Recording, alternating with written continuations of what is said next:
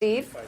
Yeah, we just got some vote from Philadelphia. It was a small update, 2,700 votes, but Joe Biden won like 2,400 of them, and you can see what that's done. His statewide lead in Pennsylvania, just on this small update from Philadelphia, has now broken the 30,000 vote mark, is nearly 31,000 votes. Joe Biden now leads Donald Trump in Pennsylvania by 30,908 votes. Again, I think this is, Maura had been saying, a small update coming from Philadelphia. This is what they were talking about here. It looks like about 2,700, about 2,800 votes just came in from Philadelphia.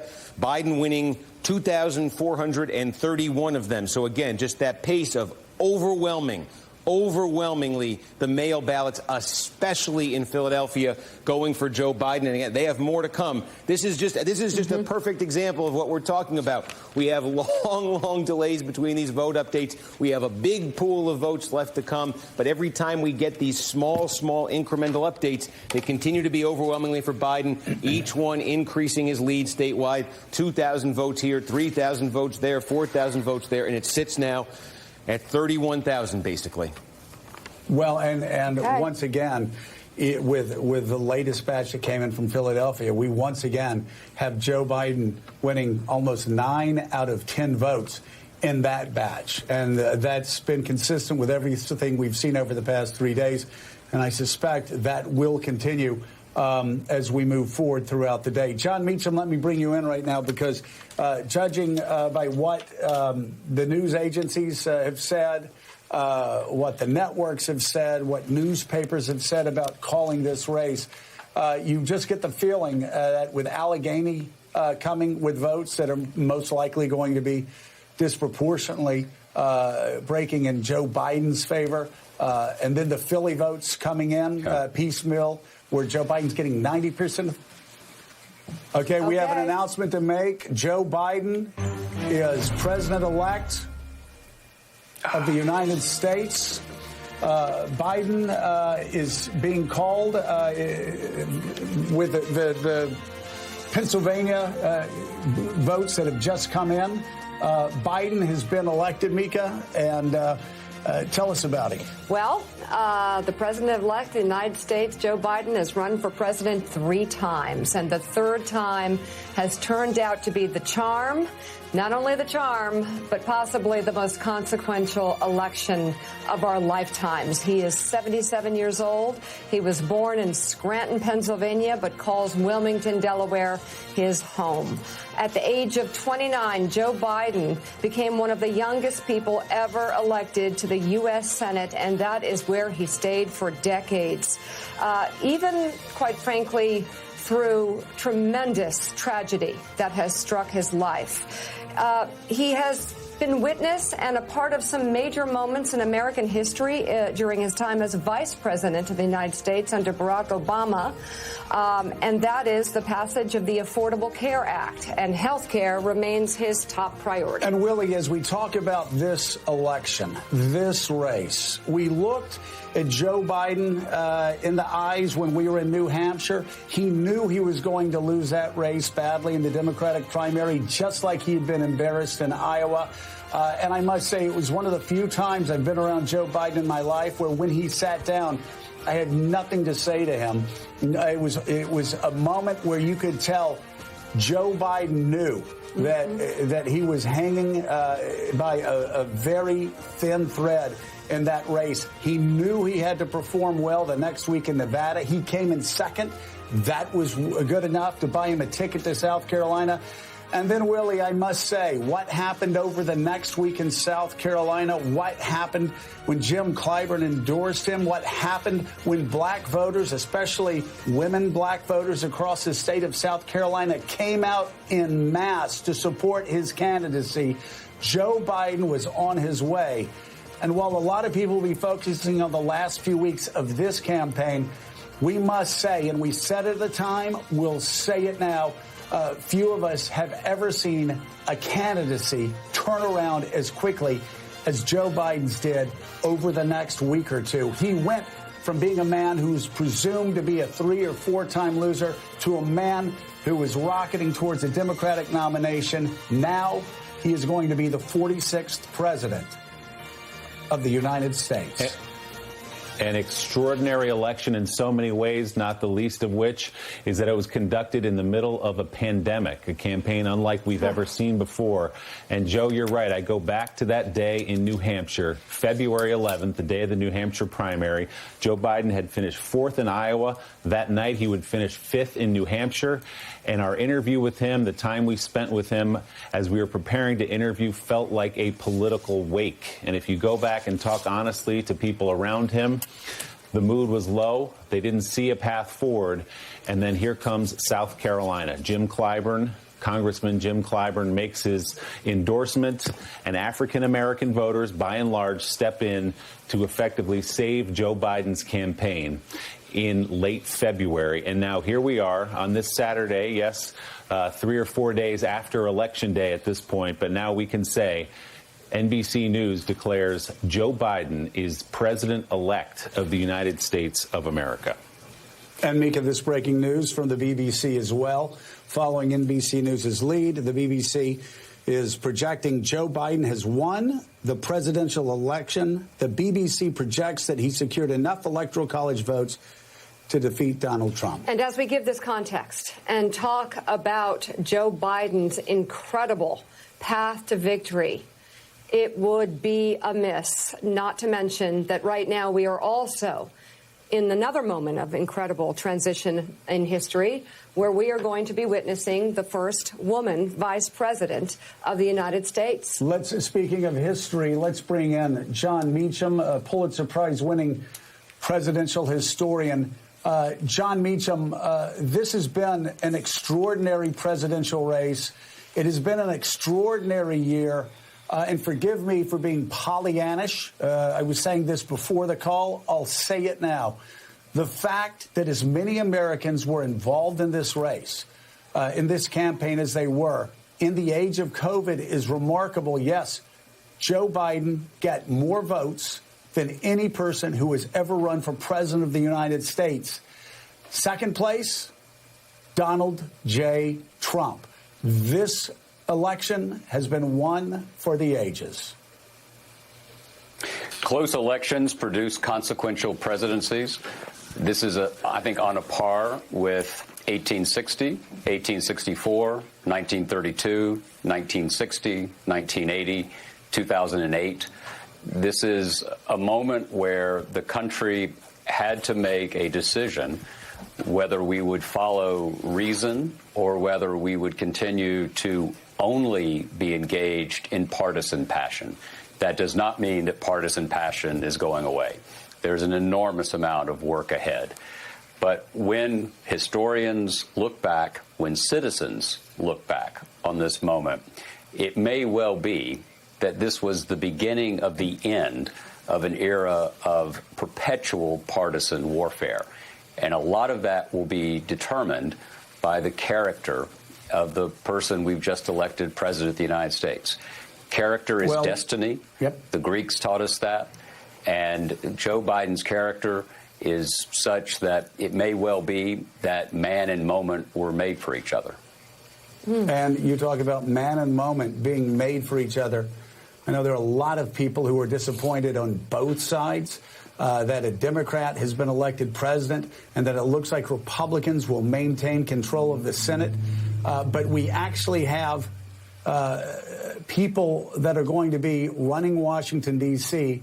that actually knows how Washington, D.C. works and have been complaining for some time that we continue electing people to Washington, D.C. of both parties who are outsiders who don't know how to make Washington, D.C. work. But as you talk about the character of the president, the president-elect, I go back to Richard Ben Cramer and his remarkable stories about Joe Biden. And I'm reading here about how Joe Biden was supposed to be on the operating table for 4 hours. He ended up being on the table for 9 hours when there was surgery on him. And for a brain aneurysm. For a brain aneurysm. And the timing, the doctor said, was appropriate. And, TJ, if we could show some pictures of Joe Biden here as the next president of the United States. But the timing was appropriate. And what he meant was they weren't a minute too soon. In fact, the moment they cut into Biden's head, maybe it was just a godly coincidence, the aneurysm burst like a gusher. Biden was lucky. The artery burst outward toward the wall of his skull. If it had gone the other way, of course, Joe Biden would not have survived. And there were so many times in Joe Biden's life where he was dealt one tragic blow after another. Of course, the passing of his wife and his daughter in a tragic accident, Mika. And then this finding out that he had a brain aneurysm, but also believing that he was guided by God towards a larger destiny. And that's what he said after his failure in the 1988 presidential campaign. He could not understand why he had come up short, why things had gone so badly. And then his wife, Jill, Joe Biden, Val, and all of those close to Joe Biden understood if he had had the brain aneurysm while campaigning, he would not have come home and he would have been dead. When he woke up from that surgery, Mika, he said he understood why he had lost that race so badly. He believed that God still had a plan for his life. And here we are, 40 years later, Joe Biden is going to be the 46th president of the United States. You talk about that brain aneurysm and that moment, that bedside moment when he told his sons that he didn't need to see them grow into men because he was proud of them. You think it would end there in terms of tragedy, but then there is Beau Biden. Beau Biden, who served as Delaware's Attorney General after returning home from Iraq, where he served as a captain with the Delaware National Guard. Beau Biden died of brain cancer. And Joe Biden always talks about health care being personal to him because it is. But it brings out something else that has struck me about not just Joe Biden, but Joe and Jill Biden, and knowing them over the years. Joe Biden received the first Brzezinski Award after the passing of my father for a million reasons. But the one I look to is how grounded they are. When you meet Joe and Jill Biden, you do not look at them and hear the sounds and sights, see the sights of people who are creatures of Washington. You see Scranton, you see Wilmington, you see people that are just like you and me, and that's everybody. They are people that never got changed by Washington and grounded by that hardship. Instead of broken by it, grounded by it, and God bless them, they want to go back to Washington after serving there for decades and then those 8 years serving under President Barack Obama. A lot of people after something like that, they just want to go home. They just want to get a break. No, Joe Biden wants to go back and serve. More news outlets now calling this race, saying it is over. The Washington Post declaring right now, Joe Biden projected to be the nation's 46th president, elected to lead a divided country amid a deadly pandemic. And Willie, talking about Beau Biden, Beau is a friend of our show, like many Democrats, many Republicans. He came on the show many times.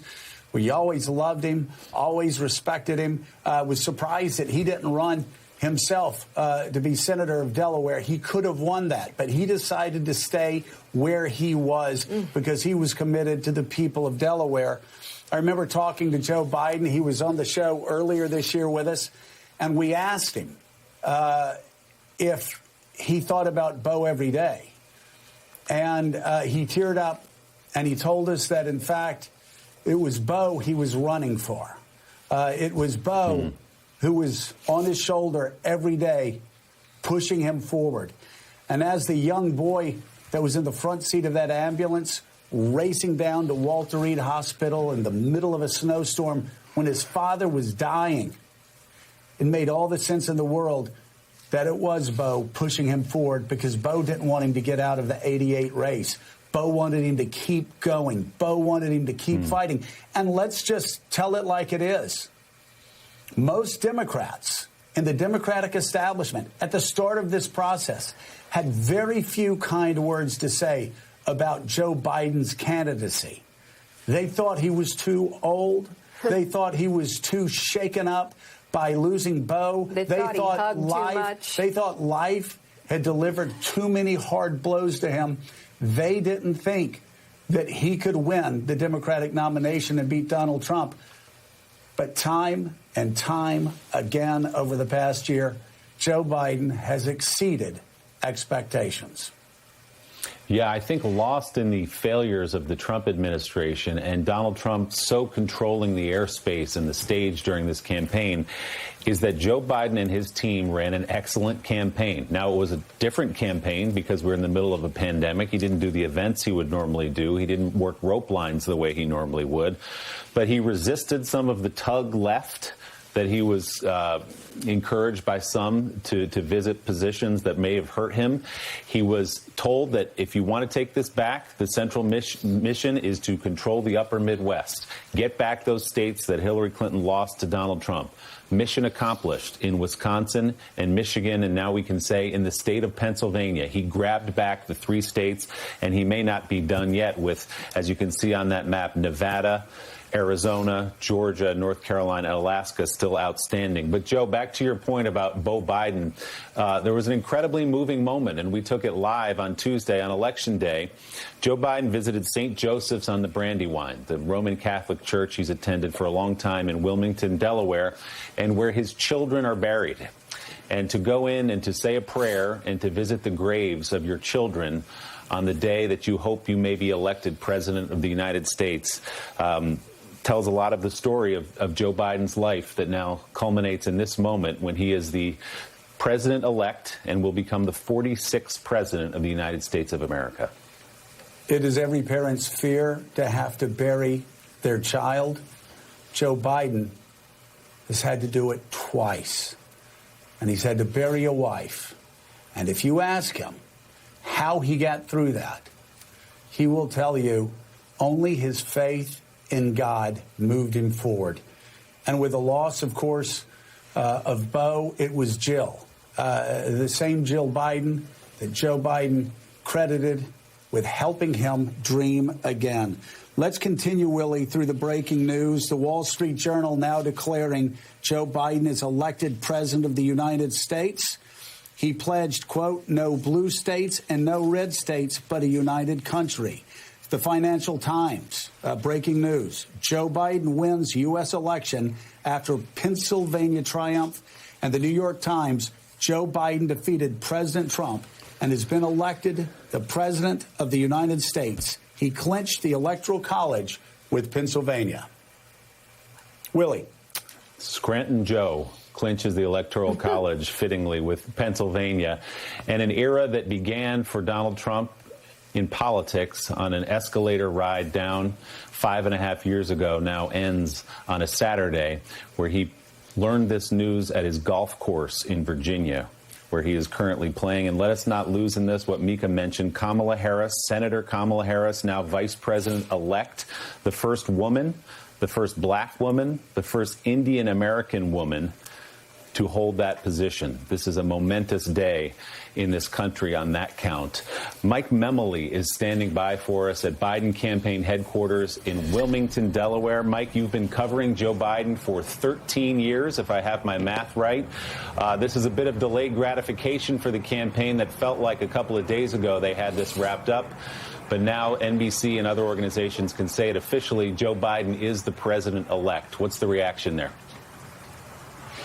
Well, obviously, just incredible jubilation on the part of the Biden team. They thought we were at this moment yesterday, of course, when Joe Biden took the lead in Pennsylvania. But, of course, the slow pace of results coming in, the lack of a projection from media organizations that he was, in fact, president-elect, put that on hold. But, you know, I've covered Joe Biden a long time. I've heard him very often quote Irish poets, not because he's Irish, as he would say, but because they're the best poets. And there's a particular poem he's very fond of of quoting The Cure of Troy by Seamus Heaney, and I want to read a little bit from it because I think it's particularly relevant to this moment. History says, don't hope on this side of the grave, but then once in a lifetime, the longed-for tidal wave of justice can rise up, and hope and history rhyme. The delay of yesterday to today means that 48 years to the day that Joe Biden won his very first election to the United States Senate, an upset victory over a popular incumbent Republican, he is now the president-elect of the United States. He does this after winning Pennsylvania, the state where he was born, where he's campaigned more than anywhere else. This happens 5 years, as you've been mentioning, after the loss of his son, Beau. I've talked to it now. I want to call him the former vice president. I'm calling him the president-elect now. Often during the course of this campaign about his son, he said at one point during the campaign in one of our conversations that he just wakes up every day and hopes that Beau is proud of him. He lost his son at the age of 46. Joe Biden will be the 46th president of the United States. It's also interesting to note that he has said often that, and his wife said the same thing to me, Dr. Biden, in an interview, that they thought often during the course of this campaign how they should be campaigning for Beau Biden for president, not for Joe Biden as president. So Joe Biden, when he did lose his son and when he made that decision in late October of 2015 not to enter the 2016 race, there was a sense that, of course, that was the end of the Biden story, that there was his career in public office, at least, was over. But then Donald Trump happened. Joe Biden, perhaps on the eve of the 2016 election, more than other Democrats, sensed that Trump had a better chance of winning than a lot of Democrats wished to believe. And in fact, on the eve of the election, he was campaigning with Tim Kaine. And while Tim Kaine was almost in celebration mode, expecting to become the vice president in what was supposed to be sort of a patching of the torch night, Joe Biden told the crowd, God willing, we're going to win this election, but a lot of folks are going to vote for the other guy. And we have to ask ourselves why. Why is it? Why did we lose this connection with the type of working class voters that Joe Biden has always considered his base? And so when Donald Trump lost, Joe Biden felt that the moment was coming to him. When Donald Trump became president, Joe Biden felt the moment was coming to him. That a lot of Democrats doubted whether he was the right candidate. He and his campaign had unshakable confidence that he could speak in a way that Twitter and many in the progressive base didn't appreciate to the very voters that have now put him in the Oval Office. That blue wall that he helped rebuild, the suburban communities as well. And that's now the triumph of the Biden campaign. And Mike Memley, you've been there covering every single day of this campaign. We'll let you go back, do some reporting. You can let us know when you expect to see the president-elect. Well, I'm sure we will see him at some point very shortly here. Mika, Fox News also now calling officially this election for Joe Biden. Okay. Thank you, Willie. And to Mike Memley's point about Beau, if there is anything you need to know about Joe Biden, it's this. If Beau Biden could be on that stage right now winning the presidency, Joe Biden would happily step off. It's an incredible moment. His path to victory has been long, arduous, and painful, and decades long, by the way. Let's bring in Claire McCaskill. I know, Claire, there's so much to say about Joe Biden's path to the presidency, but I have to say, as I look up, I think I just heard something, and it was a crack. It was a crack in the ceiling. I think it's worth talking about Kamala Harris at this moment as well. First black American woman of Indian descent to be the vice president-elect of the United States of America. First of all, congratulations to America and congratulations to the Biden campaign, who stay focused where they needed to be focused. And sincere congratulations to my friends Joe, and a double congratulations to Kamala. You need to look at her path. This is not somebody who was tapped on the shoulder at a preppy school. This is anything but someone that the other side would call elite. This is someone who went to a historically black college and university and at Howard and then found her way into the very top levels of our government through intelligence, hard work, balance, listening, and an incredible ability to communicate. She deserves this. She earned this the right way. And it is such a great role model for all women in America. I am so proud of her and Joe Biden for selecting her. And they've got a very difficult job in front of them. But both of them together, I think, have the equipment necessary to navigate a stark reality, Mika. And we can't forget this. Donald Trump is going to be a GOP kingmaker for years to come. He is incredibly popular. He's seen as their hero. And this country is very divided.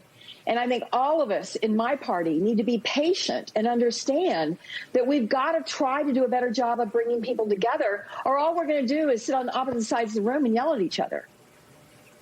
It's a great point, Claire. There are many people who haven't worked in Washington like you who think you can just get your way.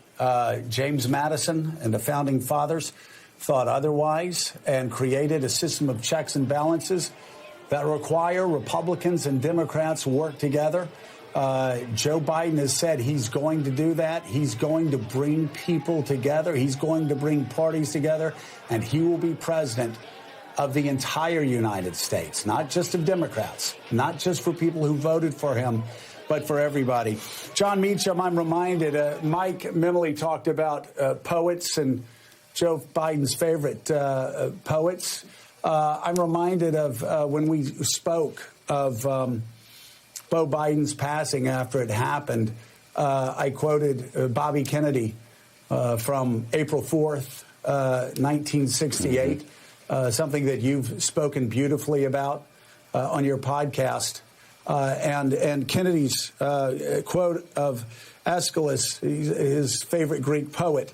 And Joe Biden took this to heart, and it's something we talked about on the show.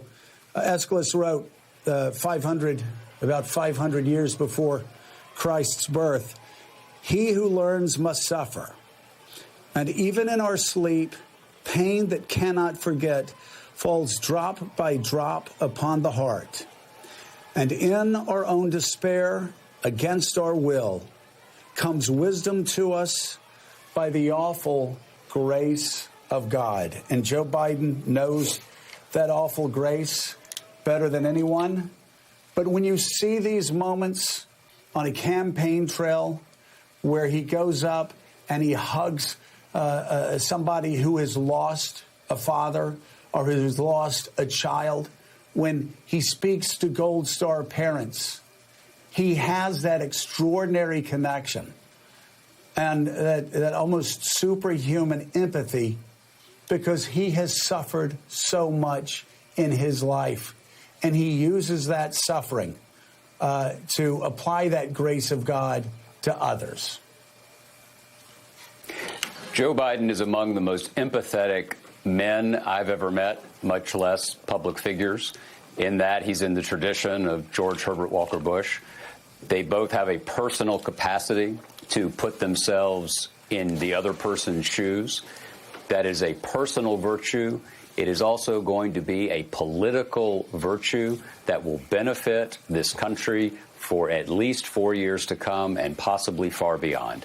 Because the deficit of decency, the deficit of hope, the ascendance of fear, the ascendance of selfishness that we have seen in this country will not totally end with any single election, but a single election can surely help. And what was on the ballot here was decency and democracy and empathy. And Joe Biden is particularly well equipped for this moment. He's not perfect. He'd be the last person on the planet to tell you he was perfect. There are vices, but there are virtues here, and they are deeply human virtues. They are deeply American virtues. And I think it's wonderfully poetic that it was Pennsylvania that has ended what President Ford in another context called our long national nightmare, because it was in Philadelphia that, as Benjamin Franklin left the Constitutional Convention in that fabled story, and an important woman in Philadelphia said, "What will it be, Mr. Franklin? Have you given us a republic or a monarchy?" And he said, "A republic, madam, if you can keep it." The republic is being kept today. Well said, as always, John Meacham. Let's go back to Steve Kornacki. Steve, we saw that vote come in from Philadelphia, and a couple of seconds after you touched your magic board there, the election was called for Joseph Biden. What did you see there? What came in to put him over the top? Yeah, well, it was those few thousand votes in Philadelphia. It put him over 30,000, and then actually literally seconds after that. As president-elect of the United States, Biden is being called with the Pennsylvania votes that have just come in. Biden has been elected, Mika, and tell us about him. Well, the president-elect of the United States, Joe Biden, has run for president 3 times, and the third time has turned out to be the charm. Not only the charm, but possibly the most consequential election of our lifetimes. He is 77 years old. He was born in Scranton, Pennsylvania, but calls Wilmington, Delaware, his home. At the age of 29, Joe Biden became one of the youngest people ever elected to the U.S. Senate, and that is where he stayed for decades. Even, quite frankly, through tremendous tragedy that has struck his life. Thanks for checking out MSNBC on YouTube, and make sure you subscribe to stay up to date on the day's biggest stories. And you can click on any of the videos around us to watch more from Morning Joe and MSNBC. Thanks so much for watching.